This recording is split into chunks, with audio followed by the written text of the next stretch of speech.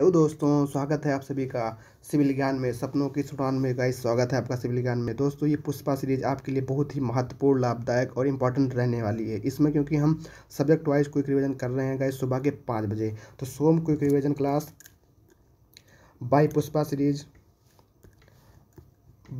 Series सुबह के 5 बजे बाय अहमद सर। आपकी ये क्लास सुबह के डेली 5 बजे आपको क्लास मिलने वाली है। कल हमने previous topic properties of material में कुछ कार्बन कंटेंट वगैरह पे बात किया था। आज हम गाइस बात करने वाले हैं यहाँ पे सोम के ही प्रॉपर्टीज ऑफ मटेरियल में आपका एक इम्पॉर्टेंट टॉपिक है, उसका नाम है, चलिए देख लेते हैं वो कौन सा टॉपिक है जिसमें हम आज बात करने वाले गाइज। तो यहाँ पे देखिए गाइज, ये पूरा मैं बना लिया हूँ फिगर इसका। यहाँ पे आज हम बात करेंगे कि stress strain curve of mild steel. यहाँ पे हम बात करेंगे stress strain curve of mild steel की।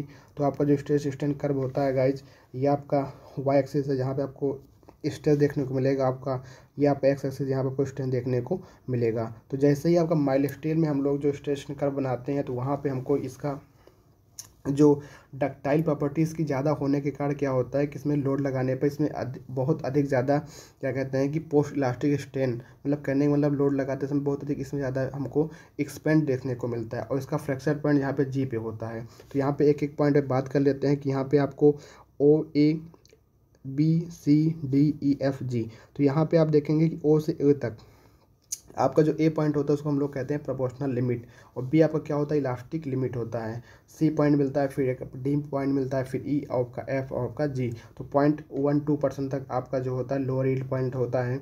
1.2 से 1.8 तक आपका प्लास्टिक रीजन देखने को मिलता है। फिर 1.2 से 1.8% तक आपको 10 से 15 एफ आपका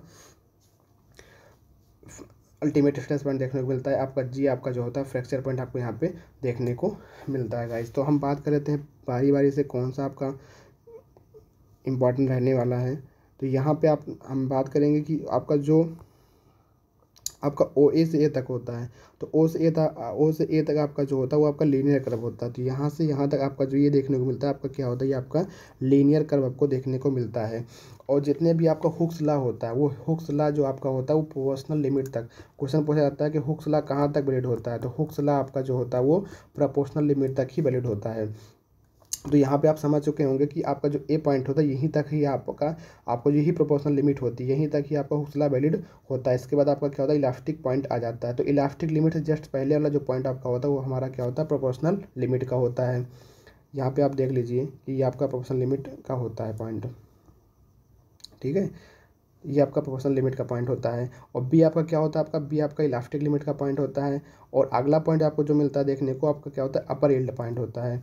तो यहाँ पे आपका जो सी आपका होता है, ये आपका क्या होता है, अपर यील्ड पॉइंट हमको देखने को मिलता है। सी आपका क्या होता है, ये अपर यील्ड पॉइंट होता है।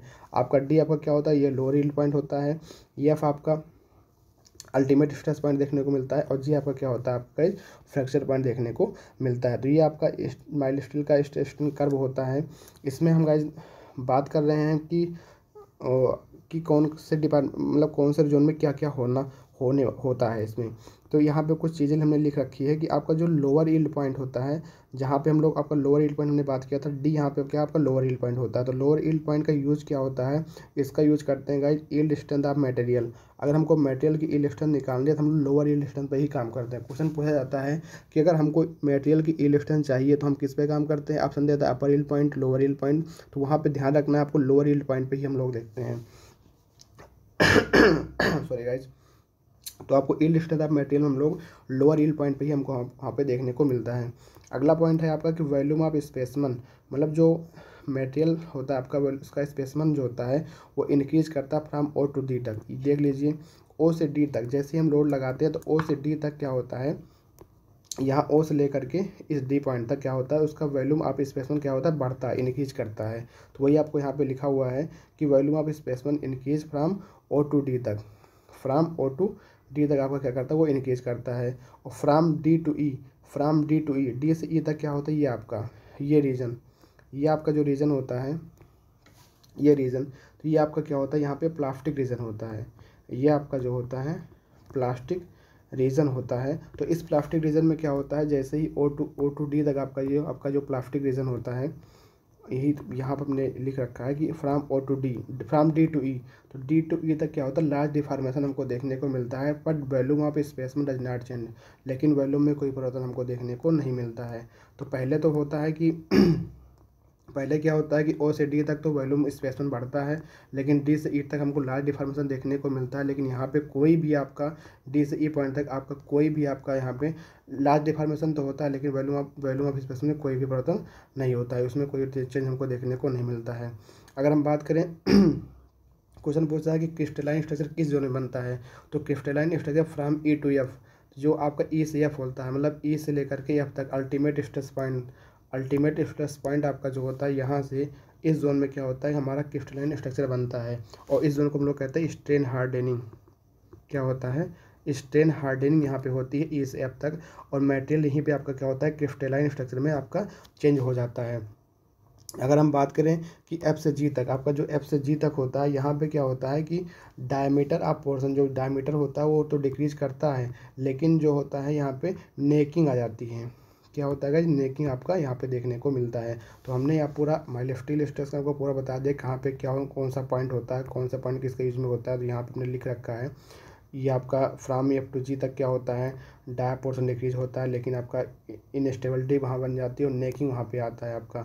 और कप कोन फेलियर आपका जो होता है 45 डिग्री पे आता है, वो टेंसाइल लोड लगाने पर आपका डक्टाइल मटेरियल के अंदर कप कोन फेलियर कितने डिग्री, 45 डिग्री पे आता है। तो ये आपका था गाइज माइल्ड स्ट्रेस कर्व। उम्मीद करता हूँ आपको समझ में आया होगा, जहाँ हमने चर्चा की पूरे माइल्ड के बारे में बताया पॉइंट, और इसमें कौन सा पॉइंट होता है और यहाँ पे क्या चीज़ें हमको देखने को मिलती है गाइज। तो आज के लिए बस इतना ही गाइज। थैंक यू, जय हिंद जय भारत। अगर वीडियो अच्छी लगी है तो वीडियो को लाइक भी करना है और चैनल को सब्सक्राइब भी कर देना है। थैंक यू, जय हिंद जय भारत।